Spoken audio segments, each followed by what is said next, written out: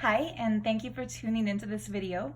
This was actually requested in the comment section under my last video by Simon Aaron. So Simon, I hope you're watching because this video is for you.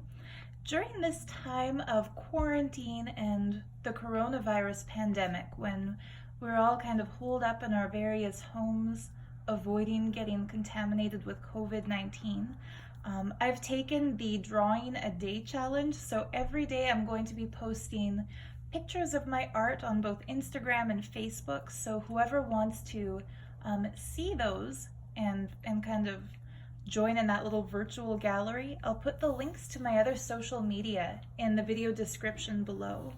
But anyhow, this video here is a flip through of a sketchbook. This sketchbook here, very typical for what you can find in markets in India. It's a sketchbook filled with random doodles that I did back in 2010. It was February and March of 2010. My first time traveling across India. So I mentioned this sketchbook in my last video, and Aaron requested to see a flip through. So here it is. It's really interesting for me because this is the first time I'm looking at these drawings in years. And luckily I'm kind of proud of myself in retrospect that I had the presence of mind to date them and put down the place where they were drawn, which is something that unfortunately throughout my life I haven't always done. Because my work is more, this kind of drawing anyway, it's more random and abstract, so I usually avoid signing it, don't usually date it, don't usually put titles on it, but at least I did. So this was the first piece I drew. Unlike my usual drawings, I'm not sure if you can tell in this lighting, but the ink is purple because that was the only color of ink that I could find in the pen shop where I bought this. I bought the book and the pen in Pondicherry. And, I'll tell you a little bit about India as I do this flip through because despite my unfortunate experience in the cult of the fraud who calls himself Nityananda, I actually love India. The colors and the fabrics worn by the ladies there in the traditional sari style, it's breathtakingly beautiful. The jewelry, I've got this other really cool book I might do a flip through of, not my own book, but a book of traditional jewelry of India, compiled by this really cool goldsmith and jeweler named Opi Untract.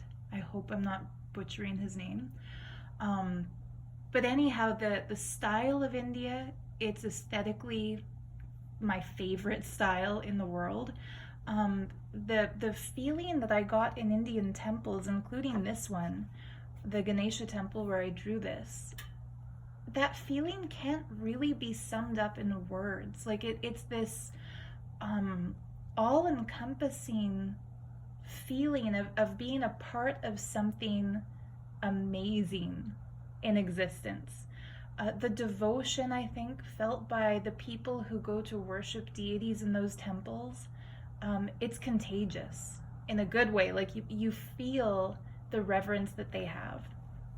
So anyhow, this particular temple, it has a gigantic Ganesha.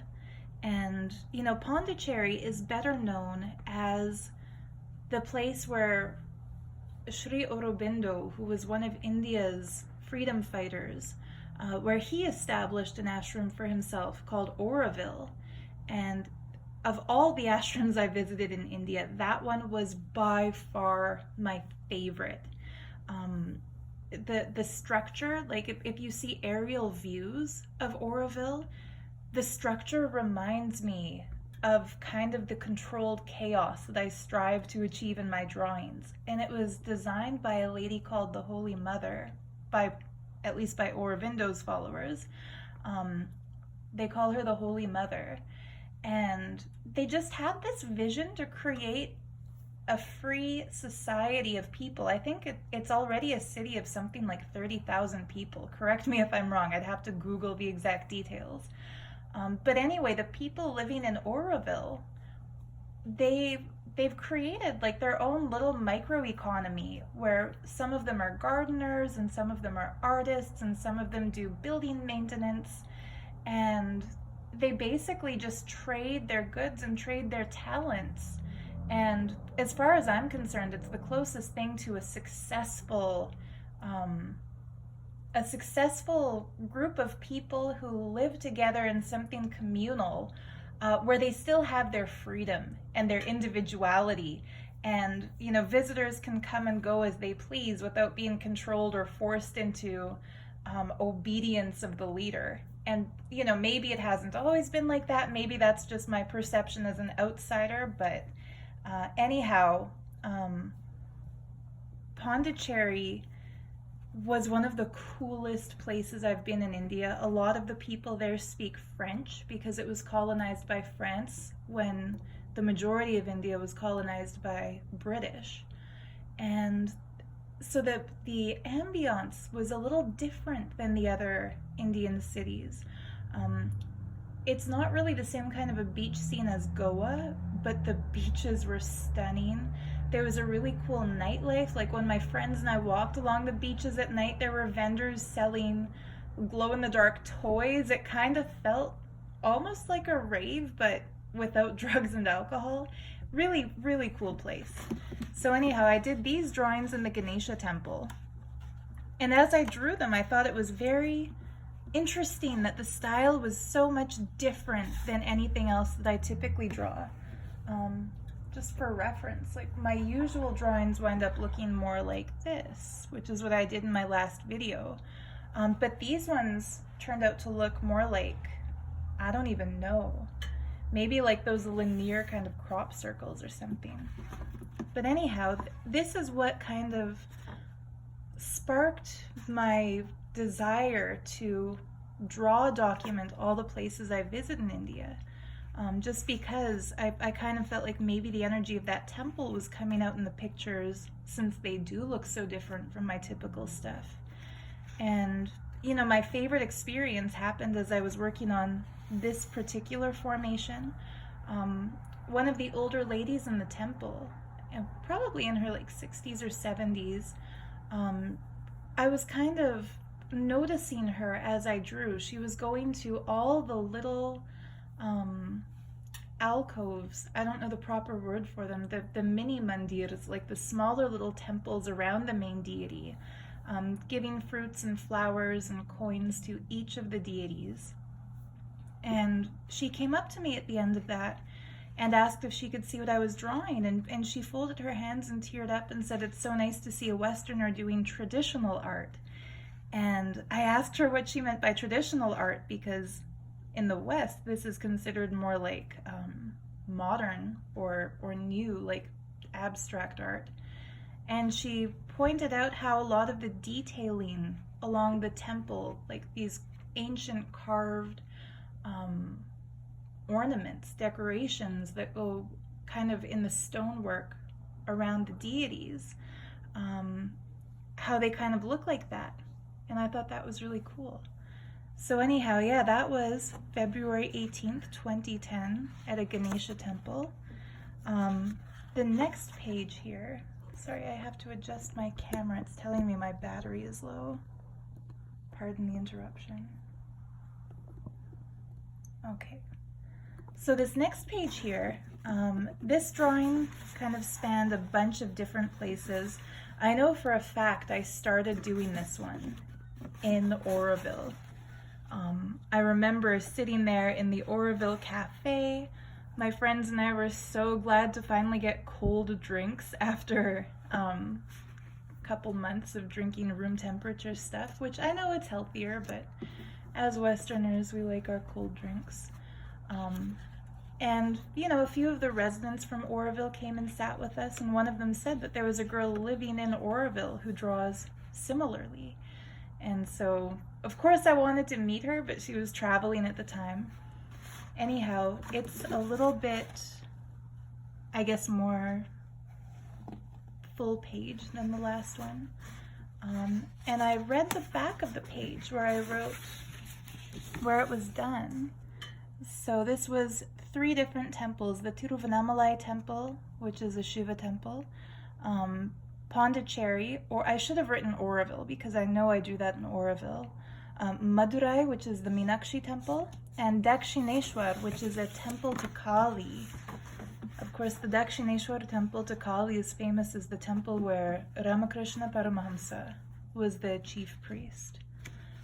And so the energy of all those places, at least I like to feel as if the energy of all those places is there within this piece. The next one was done not in temples, but in train stations in Chennai and Calcutta. It doesn't have the same, like, it's funny because to some people it might just look like, oh yeah, there's another abstract drawing, oh yeah, there's another abstract drawing. But to me, this one has a better feeling than this one, the temple versus the train station. Maybe that's just because I know where they were done, but who knows. So this one was fun because I actually drew that entirely at the Kali temple in Dakshineshwar.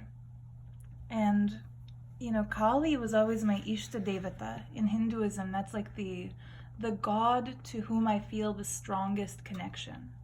And the first experience I had with Kali, I've shared this in previous videos, but I think I might have deleted those because they were filmed at a time when I was really brainwashed and mindlessly devoted to the fraud who calls himself Nityananda. So I deleted any video where I felt I might be telling people to go to him because they shouldn't. He'll steal their money and abuse them if they do.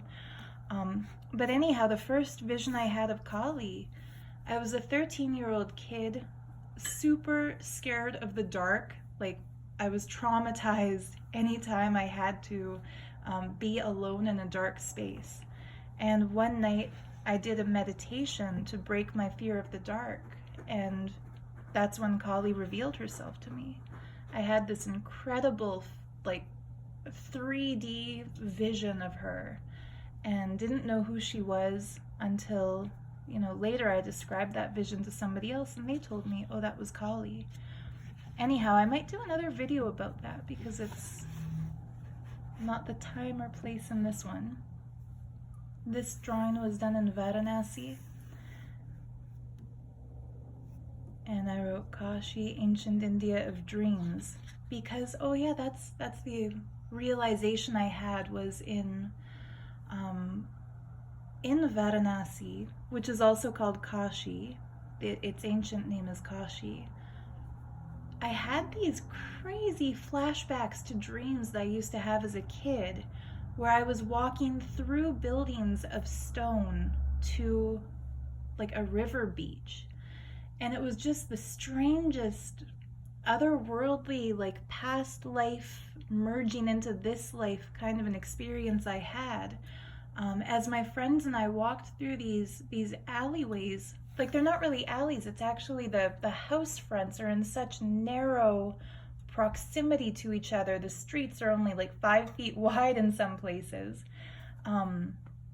As we made our way through this ancient little city towards the banks of the river Ganga, I started getting these visual flashbacks to dreams that I had had as a kid of going through those same kinds of places, and taking baths in the river and washing clothes in the river.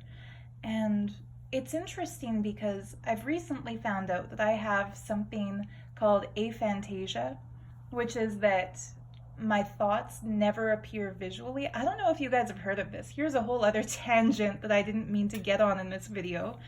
But aphantasia, it's a condition where you're not able to conjure a visual image in your mind. So for example, I found this out from my Aunt Mary Lynn. She was telling me and my mom about it when we met for coffee one day before the quarantine order a few weeks ago.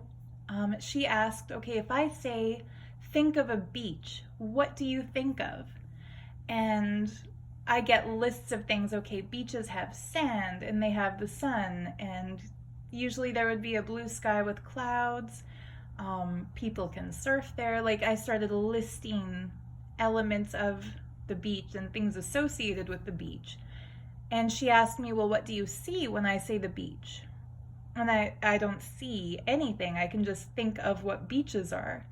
And she was saying she read this article on Facebook about aphantasia, or aphantasia, not sure how it's pronounced. But yeah, there's like 2% of the world's population have this thing where when we think of stuff or imagine stuff, we don't actually see it visually. We just remember what's associated with it. And it's funny because like going back to my time at the Emily Carr Institute, when I think back to art school like 15 years ago, I remember a friend of mine took me to this meditation event in Vancouver. And the lady hosting it told all of us, close your eyes and visualize a rose blooming in your heart. And raise your hand when you can physically see the rose. Make it red, make it bloom, see your heart, see the rose. And I just sat there like an idiot with my hands down. And finally, she tapped me on the shoulder and whispered, okay, everyone else has raised their hand. Are you just going into a trance? Like, what's up? And I asked her, when you say visualize a rose, do you mean that literally, or do you mean just think of a rose? Because I'm thinking of a rose right here, and I touched my heart, but I don't see it.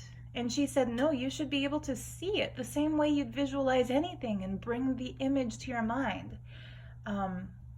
Anyhow, I dream in color. I see visualizations and dreams, and I've had visions, but I'm not able to deliberately conjure an image.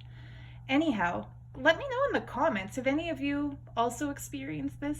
Do any of you have aphantasia too? Because it's fascinating to me. And I think it's why I've always done abstract art instead of representational. Another funny little thing about my life was back in grade 1. My teacher gave the class an assignment it was the first period after recess, and she told all of us, write in our journal about what we did during recess and then draw a picture of it. And so I made a journal entry of playing on the playground, and then I asked her, how can I draw it? Like, I don't know how to draw the playground. Like, where do I put the swings? Where do I put the slide? Like, I don't remember how it's all laid out and what it looks like. And she said, well, everyone else is just doing it by memory. You do it by memory too. And I couldn't. I flat out could not remember what the playground looked like, at least not visually. So I just did some abstract doodling and said, that's the best I can give you. And she called my mom. Like, she was worried about me, and she said, I think there's something different about Sarah because all the other kids draw people and places and animals and things, and she just does these weird abstract scribbles. So anyhow, if you've got a kid who just does weird abstract scribbles, Google aphantasia, because that might be why. But anyhow, I think that's also why when I've had visions like this, so back to Varanasi, I was getting these actual visual slides that were flashbacks to dreams I used to have as a child of these places. And it just felt so mystical. And I think that's why I've also put more value into visions than other people do, because for me, there was never a question of, is this a vision or is it my imagination? Because I don't have a visual imagination. If I see something visually in my inner space, like, it means something. So yeah, I drew this while we were sitting next to the Ganga. And I mean, it's just such an amazing place to be, because you see sadhus covered in sacred ash, performing rituals, and there are people doing yoga on rocks, and cows covered in sacred powders just wandering around free. There was one place I went to in Varanasi with my mom a few years later, and it was a little perfume shop where the man who owned it was distilling his own fragrances. And we started to hear the sound of bells, and they were getting louder. And finally the man said, oh, maybe move inside, because that means one of the cows is coming back. And he had these cows who lived there that were like, the closest Western equivalent would be like outdoor cats. You know, people who have cats and they put bells on their collars and those cats come and go when they want to. Well, this man had cows he took care of, and he said he never keeps them tied up. He doesn't lock them in a stall. They come and go as they please. So those cows had been outside wandering the streets, and one of them came back, and we got to witness that. The cow came back, and she just walked right into his house, walked into her little area. She was just chilling. It was really cool. Anyhow, I think that was the only time I've ever seen, I don't even want to say a form of dairy production that I agree with, because I'm too vegan at heart to think any form of dairy production is good, but at least this man said they never force impregnate her. I asked him all kinds of questions as a vegan, like, they never force impregnate their cows. They let them mate at their own discretion. They never kill the calves. The calves get to nurse from the mothers as long as they need to. They never milk a cow unless the calf has had enough to drink. According to the Vedic scriptures, that is the only way milk is allowed to be had for people. Ahimsa way. Anyhow, yeah, this was done in Varanasi. Next couple little ones. This was the train leaving Varanasi and going to Agra. That was pretty neat. Just from a totally touristy perspective, it was pretty awesome. While I was sitting on that train chatting with my friend Marie, when our other friend, I was saying like, gee, I wonder how much further it is to Agra. And he said, oh, I think we're there because there's the Taj Mahal. And we turned and we looked out the window, and sure enough, the Taj Mahal was right frickin' there. It's a weird thing, world travel and seeing these world famous historic sites and UNESCO World Heritage sites, because when you're used to seeing them on a computer screen or a television screen or on posters, and then suddenly you're physically there, it's totally different. And we also spent a day in Vrindavan. That was pretty amazing. Unfortunately, I don't see any drawings in here that were done there because we only spent a day, but it was pretty cool. And I kept thinking of the Yogananda story, Two Penniless Boys in Vrindavan. I'm thinking if any kid comes up and asks us for money, we're gonna give it. Or anyhow. This next one was done in Haridwar. I think Haridwar, if I were to pick the most beautiful place in India, it would be Haridwar. Super stunning. They had fruits falling from trees there, like the size of your head. Really amazing flora. Another one in Haridwar.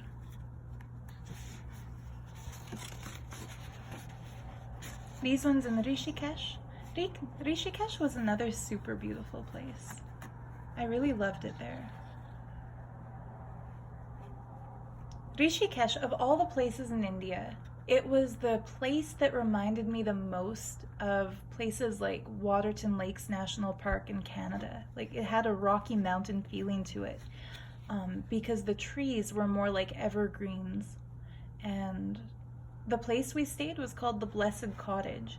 And, you know, all the different hotel rooms were kind of like yurts. Like, they were these natural wooden structures with a lot of kind of rustic architecture, whereas most of the places in India were like crumbling concrete.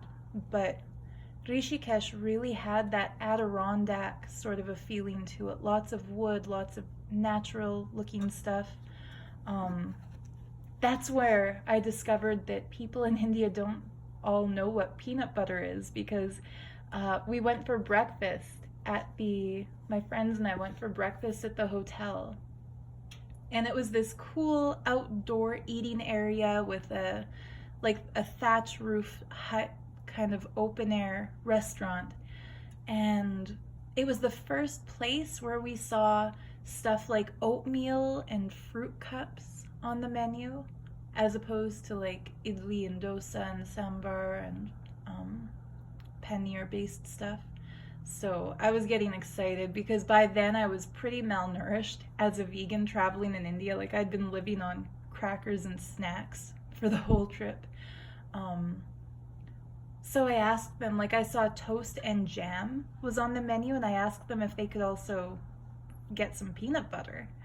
And the waiter, he was like, oh yes madam, like we don't have peanut butter, but we'll make you peanut butter. Like he was so eager to give us what we wanted.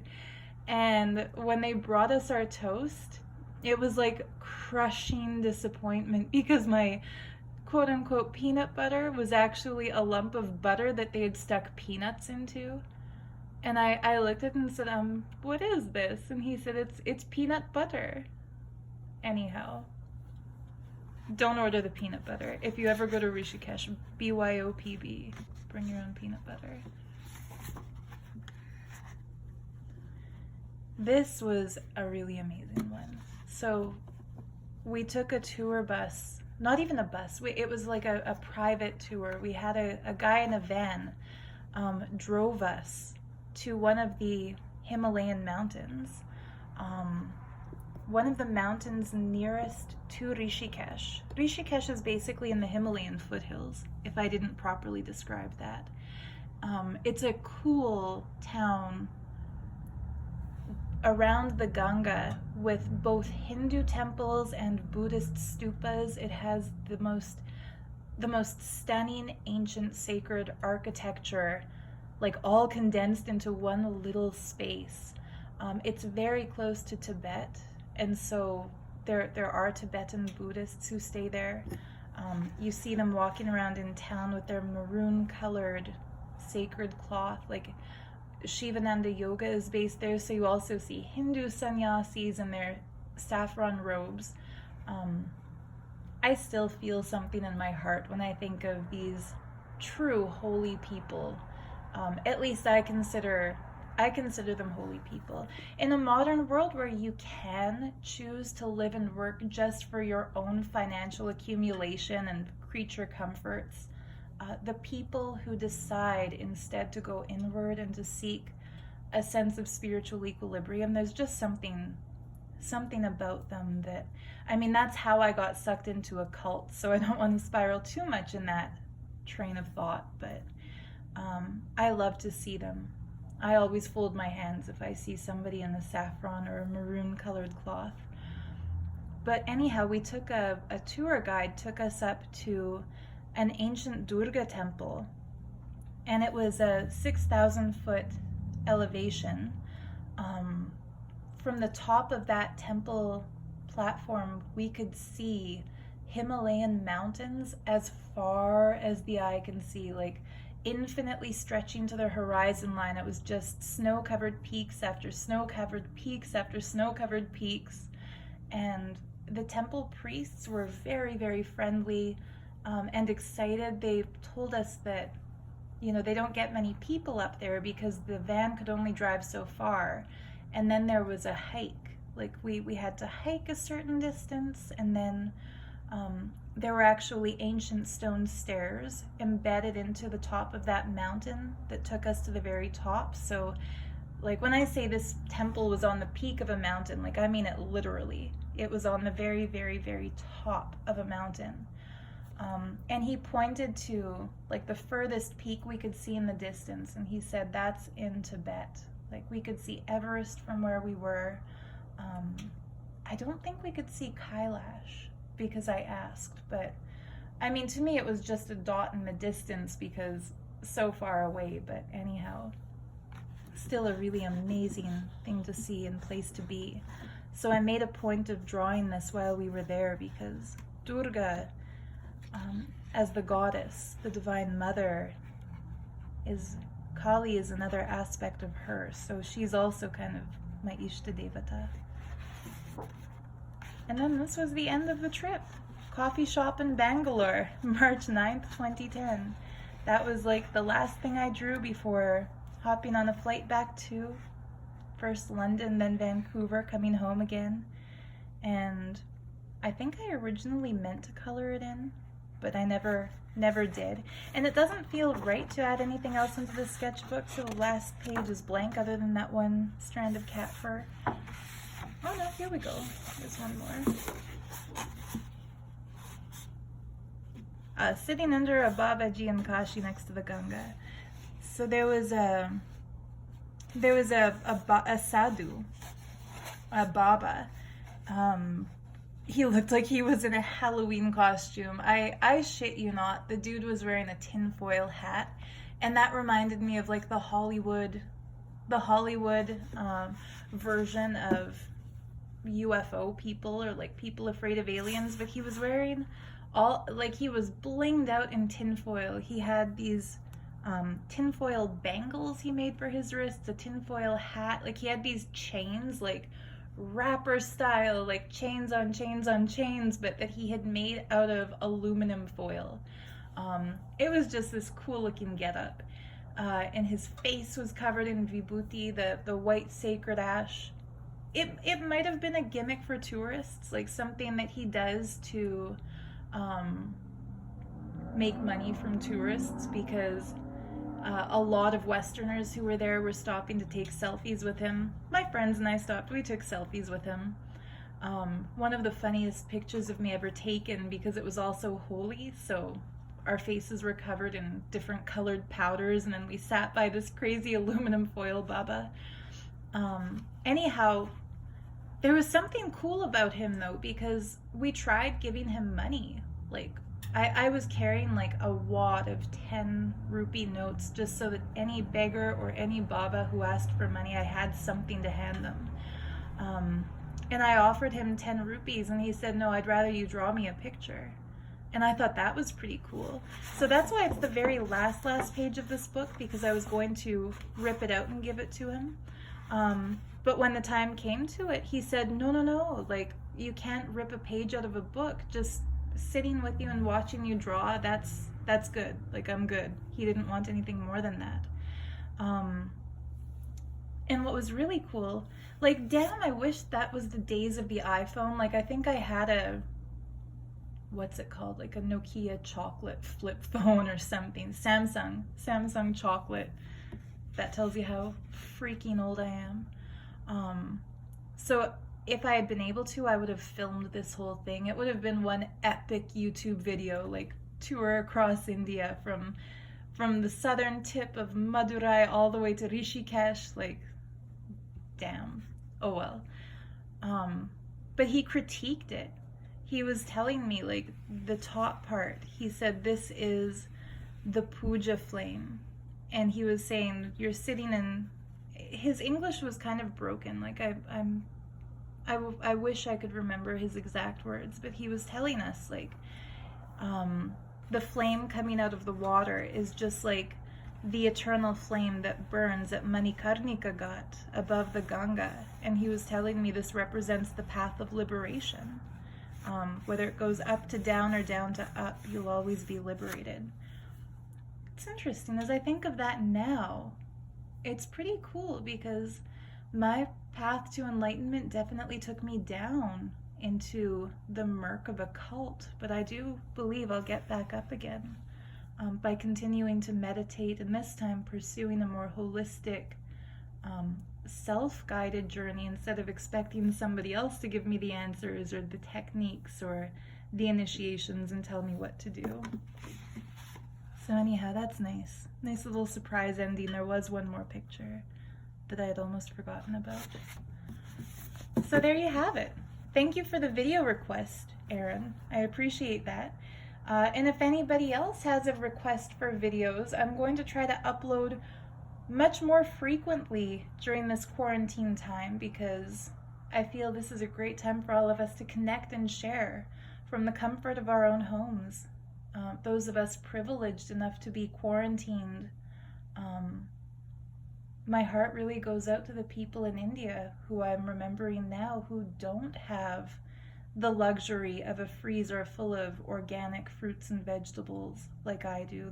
Those who don't have the internet and the chance to connect with everybody online the way we're doing right now, who are really suffering and struggling, having lost their income and being told they can't go outside. Like, that sucks. We're lucky.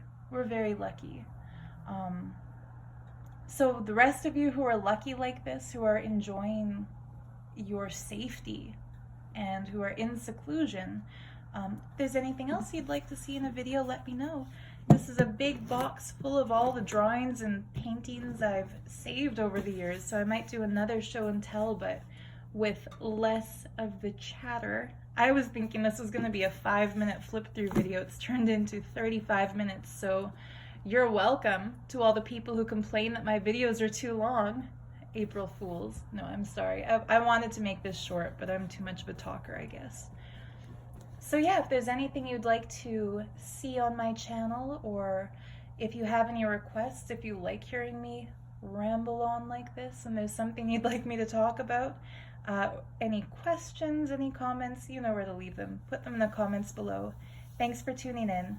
Much love, and I'm wishing you and your family and your loved ones and your friends to be safe, healthy, and happy, and to get through this pandemic. Bye for now.